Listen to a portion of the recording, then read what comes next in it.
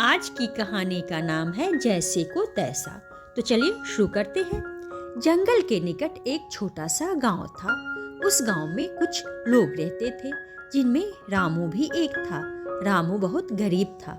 उसके पास थोड़ी सी भी जमीन नहीं थी जहां वह खेती कर सके। वह लोगों के खेतों में मजदूरी कर अपना जीवन बिता रहा था। वह बहुत मेहनती तथा बुद्धिमान था। एक दिन उसकी नजर जंगल के निकट एक खाली जमीन पर पड़ी। उसने सोचा चलो इस जमीन पर खेती की जाए। वह कुदाल लेकर उस जमीन की ओर चल पड़ा। उसने देखा कि वह जमीन बहुत अच्छी थी तथा नदी के निकट भी थी। वह कुदाल से जमीन खोदने लगा जिससे उस पर फसल लगाई जा सके। इतने में वहाँ एक भालू आया। उसने रामू को जमीन खोदते देखकर पूछा, क्या कर रहे हो? रामू ने कहा, जमीन खोद रहा हूँ, यहाँ आलू की फसल लगाऊंगा।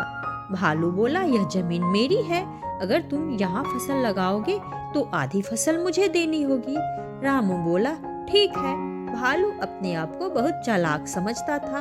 वह बोला, मैं धरती के ऊपर की सारी फसल लूंगा, तुम जमीन के अंदर का हिस्सा। रामू समझ गया कि भालू बहुत दुष्ट है, साथ ही बेवकूफ भी। जमीन तो उसकी थी नहीं। रामू को मेहनत करते देख सोचा कि चलो इसे बेवकूफ बनाकर माल उड़ाते हैं। उसने रामू को डराते हुए कहा, अगर धोखा देने का प्रयास किया तो अगली फसल के वक्त अपनी जमीन तुम्हें खेती करने के लिए नहीं दूंगा। रामू ने कहा, ठीक है भाई, तुम जैसा चाहते हो वैसा ही होगा। रामू ने मेहनत करके खेत खोदा, आलू बोए, पानी से सिंचाई की, फसल की रखवाली की। भालू दूर से देखता रहता, वह कभी खेत पर नहीं गया। जब फसल पककर तैयार हो गई तो वह खेत पर आया और बोला, लाओ मेरा हिस्सा। रामू ने भालू को सारे पत्ते दे दिए और खुद सारे आलू रख लिए। भालू बोला, तुम्हारे हिस्से को भी चखकर देखूंगा। उसने पहले पत्ता चखा जो कड़वा लगा, फिर आलू चखा। वह गुस्से से चिल्लाया, तुमने मेरे साथ धोखा किया है। रामू ने कहा, तुमने ही तो धरती के ऊपर का हिस्सा मांगा था, मैं क्या कर सकता हूँ? भालू बोला, अगली बार मैं धरती के नीचे का हिस्सा लूंगा। रामू मान गया।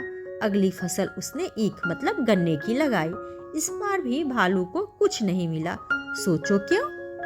तो इस कहानी से क्या शिक्षा मिलती है कि बुद्धिमानी से हम सभी मुसीबतों का सामना कर सकते हैं। अगर आप लोगों को यह कहानी पसंद आए तो वीडियो को लाइक करें और चैनल को सब्सक्राइब करें।